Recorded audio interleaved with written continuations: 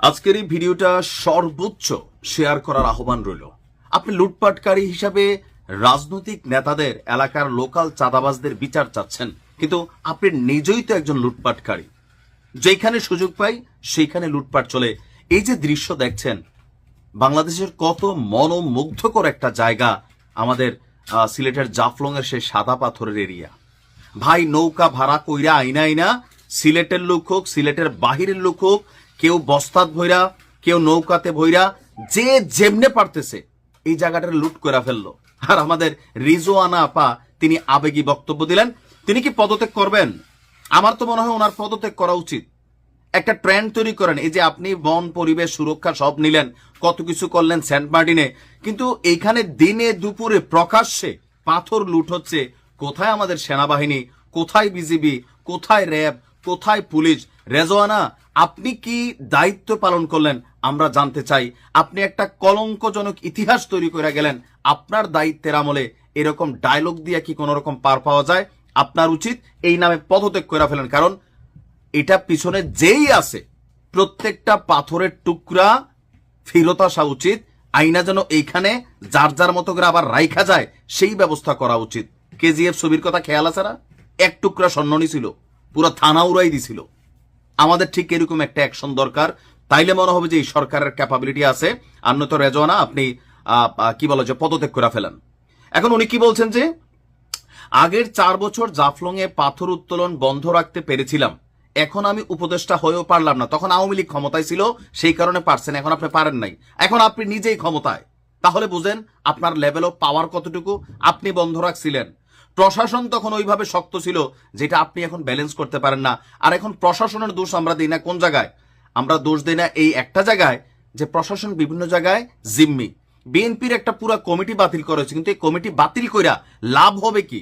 আমি মনে করি বিএনপিরও দায়িত্ব এই পাথর উত্তোলন কেন্দ্র করে যে কমিটি বিলুপ্ত করা হয়েছে, বহিষ্কার করা হয়েছে, বিএনপির সাংগঠনিকভাবে সারা বাংলাদেশ থেকে নেতাকর্মীদের উচিত ওই এলাকার যারা লুটপাটে সহযোগিতা করছে, যারা এখানে চুরি করছে, এদেরকে ধৈরাই না মনে করলেন যে জেলে ঢুকাই দেন।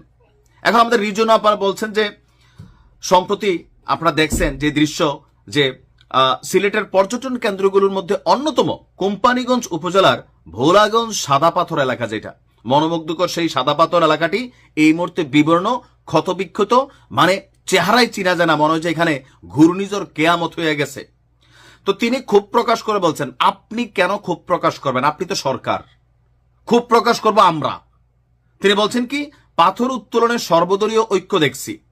একটা সুন্দর জিনিস কি করে হাতে ধরে কেমন অসুন্দর করতে হয় সেটা শিখতে হলে বাংলাদেশে আসতে হবে। তো এটাকে আপনারা ক্ষমতা আসার পরে প্রথম কোন ঘটনা এরকম বহুত সুন্দর জিনিস আপনারা রাত্রে রাত্রে নাই করে দিচ্ছেন। রিজওয়ানা আপা কিছু করতে পারেন নাই। সুন্দর করতে গিয়ে মানুষের জীবনযাত্রা নষ্ট করছেন, লাইক সেন্ট মার্টিন। সেখানে মানুষগুলো 1 বছর অনাহারে আছে, এদের ব্যাপারে কোনো ব্যবস্থা আপনারা নিতে পারেন নাই, যাওয়ার সময় হয়ে গেছে।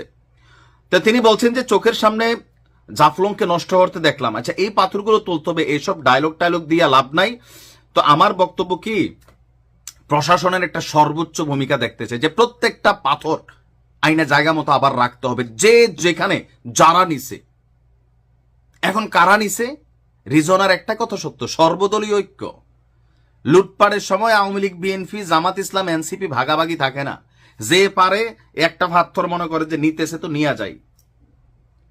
এটা কি একদিনে হইছে? প্রতিদিন এখান থেকে পাথর লুট হচ্ছিল, বাট সামহাউ প্রশাসনের নীরবতা ছিল। ওয়াই? কারা হাত পা বাইধা রাখছে? কেন আমাদের পুলিশ সেখানে কাজ করতে পারে নাই? আর এই লুটপাট ঠেকাতে শুধু পুলিশ দেওয়া হতো না, সেনাবাহিনীর নির্দেশ দরকার ছিল ওপেন ফায়ার করার। কেন এরকম নির্দেশনা আমরা দেখলাম না? তার মানে কি এটার সাথে সরকারি কানেক্টেড? সরকারের গ্রিন সিগন্যাল ছাড়া এটা লুটপাট হইতে পারে? বিএনপি হোক, জামাত হোক, এনসিপি হোক, আওয়ামী লীগ হোক, যেই হোক, শক্ত ভূমিকা কেন দেখলাম না? এরকম চোখের সামনে বহুত জিনিস আমরা দেখি। এখন সমাধান কি?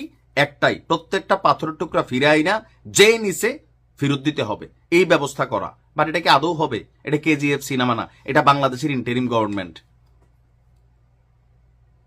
আর এই যে আমি, আপনি, আমরা লুটপাটকারী, আপনারা আর আমরা আর মানুষকে গালাগালি দেওয়ার সুযোগ নাই। আমি দেখছি কিভাবে মহিলারা পর্যন্ত আসলের মধ্যে কইরা কইরা পাথর কুড়ে লয়ে গেছে গা। দাড়িওয়ালা মানুষ, দাড়ি সারা মানুষ, কার দোষ দিবেন? পাঞ্জাবি পরা মানুষ, হাফ প্যান্ট পরা মানুষ, সবাই নিজে লুটপাট কইরা। এই জাতির পরিবর্তন হবে না। একটা জিনিস গড়তে তো পারি না, ভাঙার জন্য, ধ্বংস করার জন্য রেডি আছি। ভালো থাকুন।